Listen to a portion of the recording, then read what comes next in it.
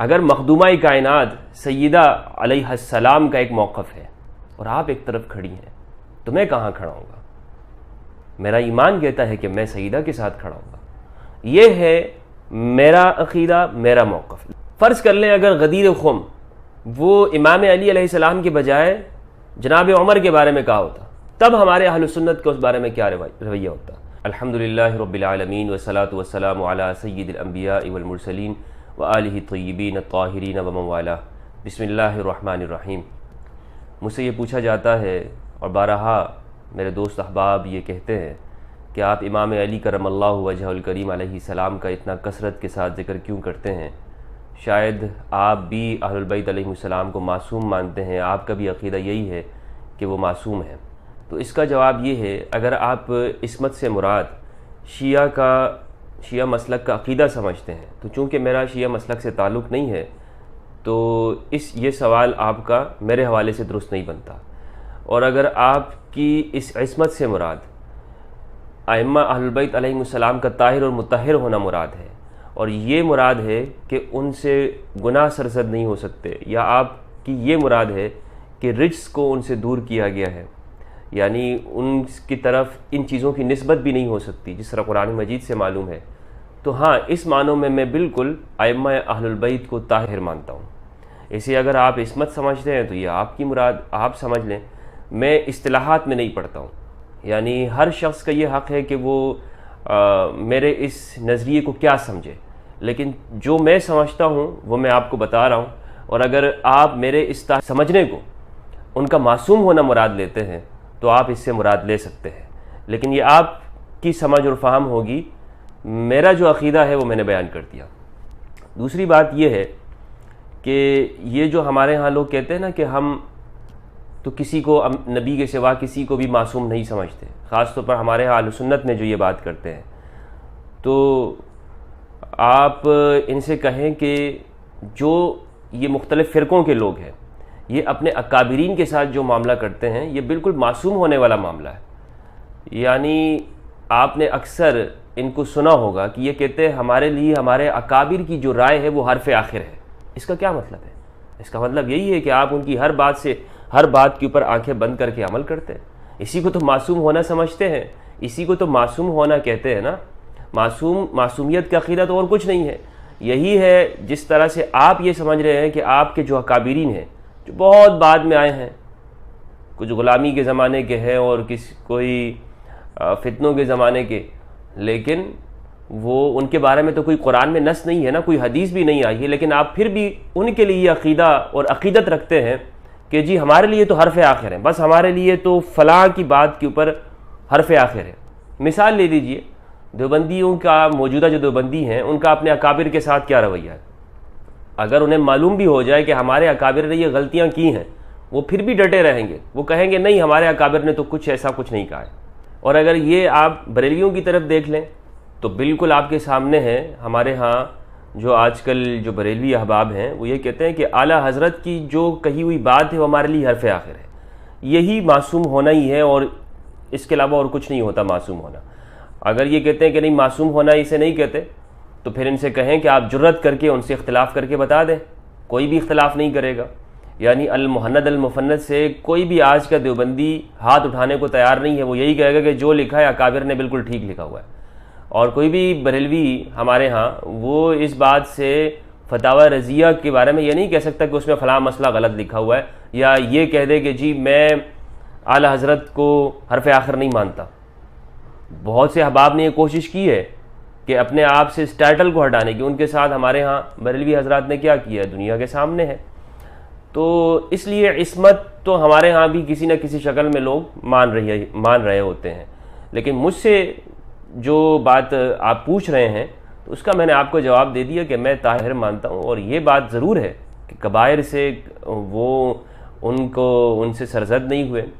اور دوسری بات کہ اگر مجھے یہ بات معلوم ہو جائے کہ ایک مسئلے میں ائمہ اہل البیت علیہ السلام کا ایک موقف ہو، خاص طور پر امت کے اجتماعی معاملات کے اندر، اور ان میں اہل البیت علیہ السلام میں سب سے جو ٹاپ پر ہیں، یعنی سب سے جو پہلے ہیں وہ امام علی علیہ السلام ہیں، اگر مجھے یہ معلوم ہو، میرا مطالعہ اور میرا جو میں نے دین کو سمجھ رہا ہوں اس کے مطابق یہ ہے کہ امام علی کی امت کے اجتماعی معاملات کے اندر ایک رائے ہے اور دوسری طرف دوسرے شخص کی کوئی اور رائے ہو، تو میں کس کے ساتھ کھڑا ہوں گا؟ میں اہل البیت علیہم السلام کے ساتھ ہوں گا۔ میں اس وقت میں یہ نہیں کہوں گا کہ فلاں شخص کا موقف درست ہے، میں یہی کہوں گا کہ امام علی علیہ السلام اس بارے میں حق پر ہیں، کیونکہ رسول اللہ صلی اللہ علیہ وآلہ وسلم کی نص موجود ہے، آپ کا فرمان ہے کہ حق علی کے ساتھ ہے اور پروردگار حق کو اسی طرف پھیر دے جس طرف علی ہے۔ تو لہٰذا مجھے تو بلکہ ہر صاحب ایمان کو تو امام علی کا موقف ہی لینا ہوگا نا۔ اگر جس کے دل کے اوپر تعصب نہ ہو تو وہ امام علی کا موقف ہی لے گا، لیکن اگر کوئی تعصب کا شکار ہے صرف اس بنیاد کے اوپر کہ جی ہمارے اکابرین نے اس طرح نہیں، اس میں کچھ اور تعویل کی ہے، تو اسے وہ اپنے اکابر کے ساتھ کھڑا ہوگا۔ اگر مخدومہ کائنات سیدہ علیہ السلام کا ایک موقف ہے اور آپ ایک طرف کھڑی ہیں تو میں کہاں کھڑا ہوں گا؟ میرا ایمان کہتا ہے کہ میں سیدہ کے ساتھ کھڑا ہوں گا، یہ ہے میرا عقیدہ، میرا موقف۔ لہٰذا میری طرف وہ باتیں منسوب نہ کی جائے کہ جو آپ سمجھ رہے ہیں یا جو آپ مجھے جس خانے میں فٹ کرنا چاہتے ہیں۔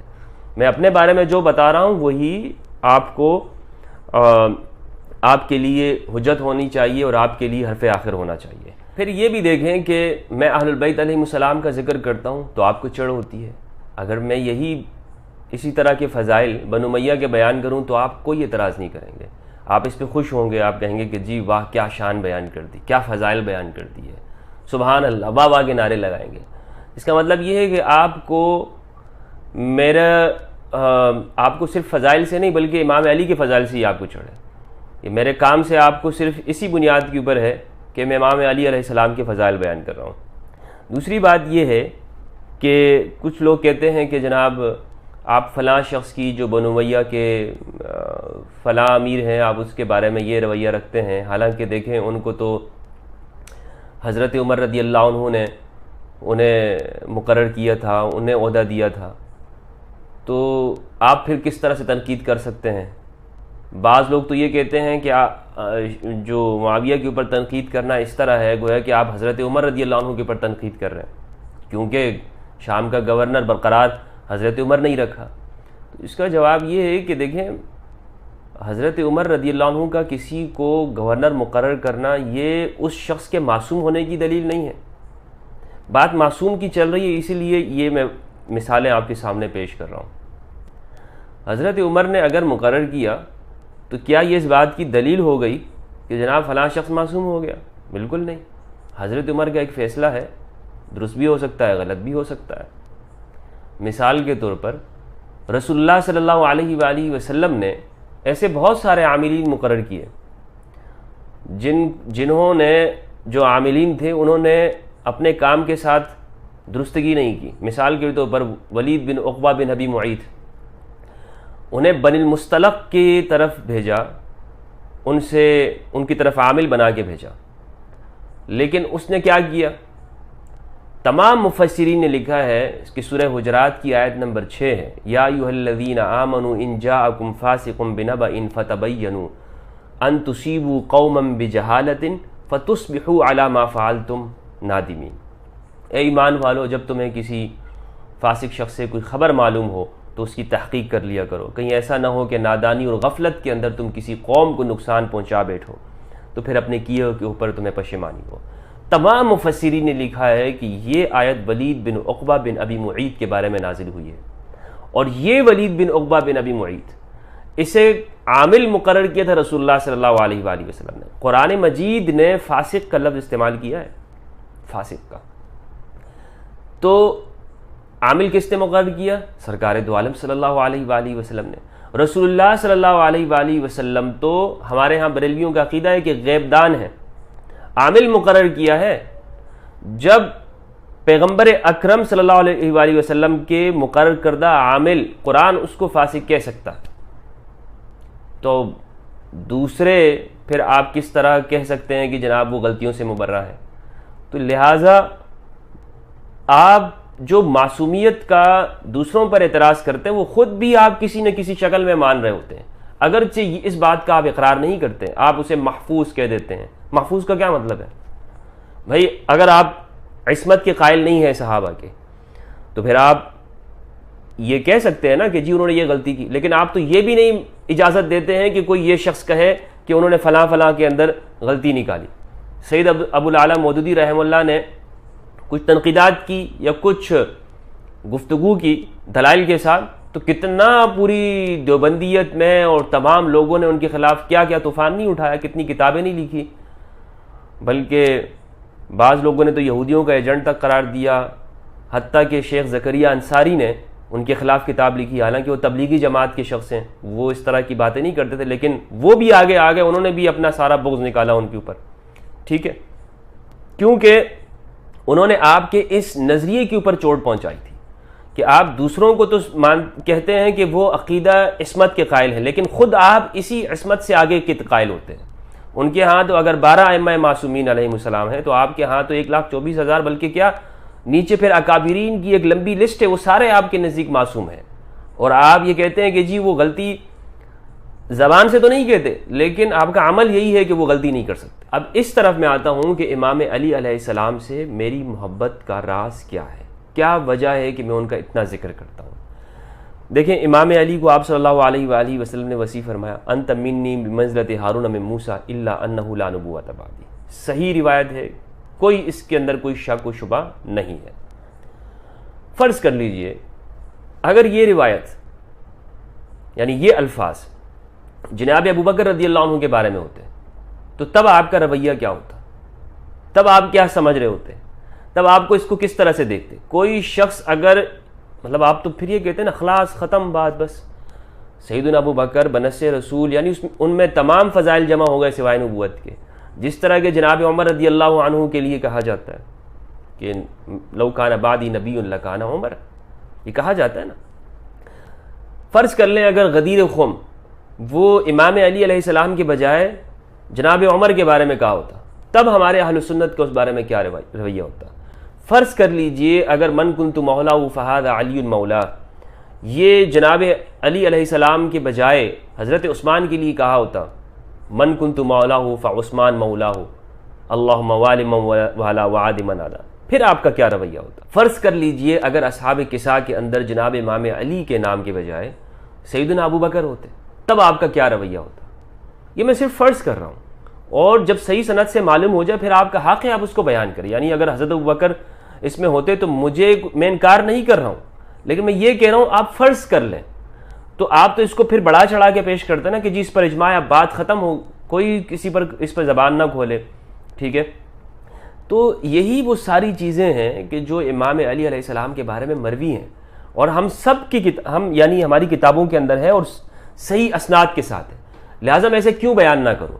یہ وہ ساری باتیں ہیں کہ جو میں نے دیکھا کہ امام علی کی زندگی کے اندر ہے، اور پھر امام علی علیہ السلام کی زندگی کو اگر آپ پڑھتے ہیں تو آپ کے اوپر کیا اثر ہوتا ہے، آپ اس کو تجربہ کر کے دیکھ لیں۔ میں نے جب سے امام علی علیہ السلام کی زندگی کو پڑھا، آپ کی سیرت کو پڑھا، آپ کے کردار کو، اہل البیت کی، تو مجھے معلوم ہوا کہ صبر ہی صبر ہے۔ آپ کو یعنی صحیح حدیث ہے کہ رسول اللہ صلی اللہ علیہ وآلہ وسلم نے امام علی سے کہا کہ اے علی، لوگوں کے دلوں میں جو کینہ ہے یہ تجھ پر میرے جانے کے بعد ہی ظاہر ہوگا۔ تو امام علی نے عرض کی یا رسول اللہ کیا میرا دین سلامت ہوگا؟ تو رسول اللہ صلی اللہ علیہ وسلم نے فرمایا ہاں، تمہاری دین کی سلامتی کی وجہ سے۔ تو رسول اللہ کی زندگی کے اندر بھی امام علی کو صبر کرنا پڑا، بعد میں بھی پھر آپ دیکھیں آپ کو صبر ہی کرنا پڑا۔ آپ نے امت کے جو اجتماعی معاملات ہیں اس کے اندر کیا رویہ رکھا، پھر اہل البیت علیہم السلام ان کی زندگی میں جو صبر ہے، جو آزمائشیں آئی ہیں، جس طرح امت نے انہیں جو تکالیف دی ہیں، یہ کسی سے ڈھکی چھپی ہیں؟ کیا امام حسین علیہ السلام کی تکلیفیں ہم سے ڈھکی چھپی ہیں؟ یہ میری محبت کا راز ہے۔ تو امام علی نے تربیت کی، امام علی کی تربیت کی رسول اللہ صلی اللہ علیہ وآلہ وسلم نے، اور پھر امام علی نے آگے پھر اپنے بچوں اور اپنے اولاد کی تربیت کی۔ آپ سیدہ کا صبر دیکھ لیں، فاطمہ الزہرا سلام اللہ علیہا کا صبر دیکھ لیں کہ وہ اس دنیا سے کس طرح جوانی کی عمر کے اندر اس دنیا سے انہوں نے پردہ فرمایا ہے۔ یہ سوالات ہیں اور ان سوالوں کو سوچنا چاہیے۔ ہمارے ہاں لوگ شاید سمجھتے ہیں کہ نہیں بس واقعات معمول کے مطابق ہیں، معمول کے مطابق نہیں ہیں، بڑے ویلڈ سوالات ہیں۔ کہ وہ کیا وجوہات ہو سکتی ہیں کہ جس پر آپ جوانی کے عالم کے اندر اس دنیا سے پردہ فرما گئی. پھر اہل البیت آگے، اہل البیت کے ساتھ جو کچھ ہوتا رہا، امام حسن کو زہر دے کے شہید کیا گیا، امام حسین کو جس طرح مسافری اور غربت کے اندر شہید کیا گیا، تمام اہل البیت کی زندگی میں آپ کو امتحانات ہی امتحانات ہیں. اور پھر ان کا صبر، ان کے اندر ان کا جو علم ہے، ان کا جو صبر ہے، حلم ہے، وہ آپ کو یہاں نظر آئے گا. تو اور پھر امام علی آپ دیکھیں نا کہ صفین کے اندر باوجود اس کے کہ دشمن کیا کرتے ہیں، وہ آپ کے اوپر، آپ کے لشکر پہ پانی بند کر دیتے ہیں. امام علی کو جب کہ لشکر کو جب ان کے اوپر طاقت اور کنٹرول حاصل ہوتا ہے تو آپ کہتے ہیں کہ سب پئیں اس سے، دشمن بھی پیے، اپنے بھی پئیں، سب پئیں. امام علی کا ایک رویہ ہے، عدل ہے، انصاف ہے، نبوت کی جو تاثیر ہے، جو نور ہے اور ضیاء اور روشنی ہے، وہ آپ کو امام علی کی زندگی میں نظر آ رہی ہے. تو امام علی سے عشق اور محبت کی یہی وجہ ہے، اور یہ آپ کے اندر اثر کرے گا. اگر آپ اہل البیت کو پڑھیں گے، آپ کی زندگی میں صبر آئے گا، آپ کی زندگی کے اندر ایک ٹھہراؤ آئے گا، سکون آئے گا، اطمینان آئے گا. دنیا بھر کی آزمائشوں، مصیبتوں کے اوپر آپ پہاڑ کی طرح مستقیم استقامت کے ساتھ ڈٹ جائیں گے، جم جائیں گے. آپ کا کردار بدل جائے گا، آپ کے اخلاق، آپ کے رویے، دین کی مشکلات کے اوپر کس طرح ڈٹا جاتا ہے، جمع جاتا ہے، اور کس طرح مشکلات اور مصائب کا مقابلہ کیا جاتا ہے، یہ آپ کے لیے مشکل کام نہیں ہوگا. تو یہ راز ہے. امام علی خود رسول اللہ صلی اللہ علیہ وآلہ وسلم نے فرمایا علی کے چہرے کو دیکھنا عبادت ہے. کیوں فرمایا؟ اسی لیے فرمایا کہ علی رسول اللہ صلی اللہ علیہ وآلہ وسلم کا نور ہے. رسول اللہ صلی اللہ علیہ وآلہ وسلم نور ہے، علی رسول اللہ کے نور ہے. یعنی کیا مراد ہے؟ مراد یہ ہے کہ آپ کے اندر وہ تمام خصلتیں جمع ہیں جو آپ صلی اللہ علیہ وآلہ وسلم نے آپ کی تربیت کی ہے. یہی ہے محبت کا راز، علی سے محبت کا راز، عشق کا راز. اور ان پہ ان کی قربانیوں کو جب انسان یاد کرتا ہے تو ایک شخص جب سیرت علی پڑھتا ہے وہ عاشق بنے بغیر وہاں سے نہیں نکلتا ہے. آپ عاشق بن جائیں گے علی کے. پڑھیے صحیح، پہلی بات یہ ہے کہ پڑھیے صحیح. اچھا، اس ضمن میں ایک اور بات کرتا چلوں کہ ہمارے ہاں جناب ابوبکر رضی اللہ عنہ کے فضائل پہ بات کی جاتی ہے. بالکل فضائل موجود ہیں، لیکن ہمیں غلو نہیں کرنا چاہیے. اور یہ غلو جو ہے نا، جو ہم لوگ کرتے ہیں، یعنی ہم تو یہ کہتے ہیں کہ مولا علی کی شان میں لوگ غلو کر جاتے ہیں، لیکن ہمارا بھی رویہ یہ ہوتا ہے کہ پھر ہم خود بھی غلو کر رہے ہوتے ہیں. آپ دیکھیے سیرت عائشہ کے اندر رضی اللہ عنہ سید سلمان ندوی نے لکھی ہے. اس کا صفحہ نمبر 137 ہے، اور یہ مکتبۃ البشریٰ کراچی سے یہ چھپی ہے، اور سن اشاعت اس کا ہے 2017. 137 صفحہ ہے. اس میں وہ واقعہ جب ہے کہ جب یزید کو ولی عہد بنانا چاہا تھا امیر شام نے، تو مروان ان کی طرف سے مدینہ کا گورنر تھا. تو اس نے مجمع عام میں یزید کا نام پیش کیا. ام المومنین عائشہ رضی اللہ عنہا کے جو بھائی ہیں عبد الرحمن، انہوں نے اٹھ کر مخالفت کی. تو مروان نے ان کو گرفتار کرنا چاہا. وہ دوڑ کر حضرت عائشہ کے گھر میں چلے گئے رضی اللہ عنہا. مروان اندر گھسنے کی جرت نہ کر سکا، کھسیانہ ہو کر بولا یہی وہ ہے جس کی شان میں یہ آیت اتری. اس نے آیت اب کیا کی دیکھیں، یہ مروانیوں اور امویوں کا طریقہ ہے. جیسے ہمارے آج کل بعض مولویوں کا ہے کہ کسی سے اختلاف ہوتا ہے اس پر آیتیں چسپا اور فٹ کرتے ہیں. یہ ان سے انہوں نے سیکھا ہے.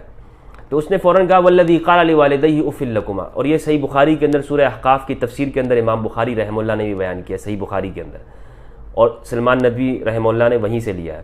حضرت عائشہ رضی اللہ عنہا نے اونٹ کے پیچھے سے فرمایا ہم لوگوں کی شان میں اللہ نے کوئی آیت نہیں اتاری بجز اس کے کہ میری برات فرمائی. یعنی جو واقعہ افک ہے اس کے علاوہ پروردگار نے ہمارے خاندان کے بارے میں کچھ نہیں ارشاد فرمایا. یہ آپ صحیح بخاری کے اندر بھی یہ موجود ہے. صحیح بخاری میں صحیح سورۃ احقاف اور اس کی باب قوله والذی قال لوالدیہ اف لکما اتعداننی ان اخرج وقد خلت القرون من قبلی وهما يستغيثان الله ويلك آمن إن وعد الله حق فيقول ما هذا إلا أساطير الأولين. اس کی تفسیر کے اندر امام بخاری نے حدیث رکھی ہے. کہتے ہیں حدثنا موسیٰ بن اسماعیل حدثنا ابو عوانة عن ابی بشر عن یوسف بن ماہک قال كان مروان على الحجاز استعمله معاوية فخطب فجعل يذكر يزيد بن معاوية لكي يبايع له بعد أبيه فقال عبد الرحمن بن أبي بكر شيئا فقال خذوه. یہ صحیح بخاری کے اندر بھی یہ موجود ہے.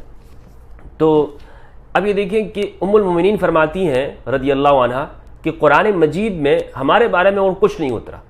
یعنی یہ مروان کہ تو جو یہ کوشش کر رہا ہے آیت کو ہمارے اوپر چسپاں کرنے کی، کہ بتانا چاہ رہا ہے کہ قرآن میں یہ جو آیت اتری ہے ہمارے گھر والوں کے خلاف اتری ہے.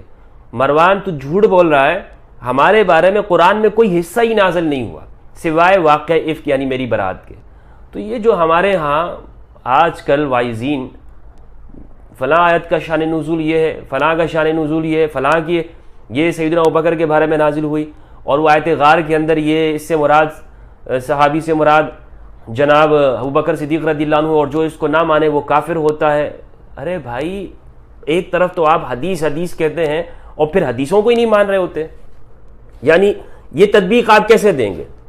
کس طرح آپ فٹ کریں گے کہ ام المومنین فرما رہی ہمارے بارے میں تو قرآن کا کوئی حصہ ہی نہیں اترا بجوز ان آیات کی یعنی واقعہ افک کے، اور آپ کہتے ہیں نہیں یہ بھی نازل ہوئی یہ بھی. تو یہ غلو ہے، یہ غلو آپ بھی کرتے ہیں. آپ بھی ایک طور پر ثابت کرنا چاہتے ہیں کہ جی فلاں صحابی معصوم ہے. یہ فضائل سے جو آپ کر رہے ہوتے ہیں نا یہ اسی طرف لانا چاہ رہے ہوتے ہیں. تو پھر دوسروں کو آپ کس طرح سے الزام دیتے ہیں؟ دوسروں کو آپ کس طرح سے الزام دیتے؟ تو اس ویڈیو میں دراصل میں نے یہ جو عقیدہ عصمت کا جو کے حوالے سے اپنی گفتگو ریکارڈ کی ہے، اور امام علی علیہ السلام سے جو محبت کا میرا راز ہے وہ میں نے آپ کے سامنے بیان کیا ہے. امید کرتا ہوں دوست احباب کو میرا موقف سمجھ میں آ گیا ہوگا. اللہ سبحانہ و تعالی ہمیں قرآن مجید اور اہل بیت علیہ السلام کی معرفت عطا فرمائے. والسلام علیکم ورحمۃ اللہ وبرکاتہ.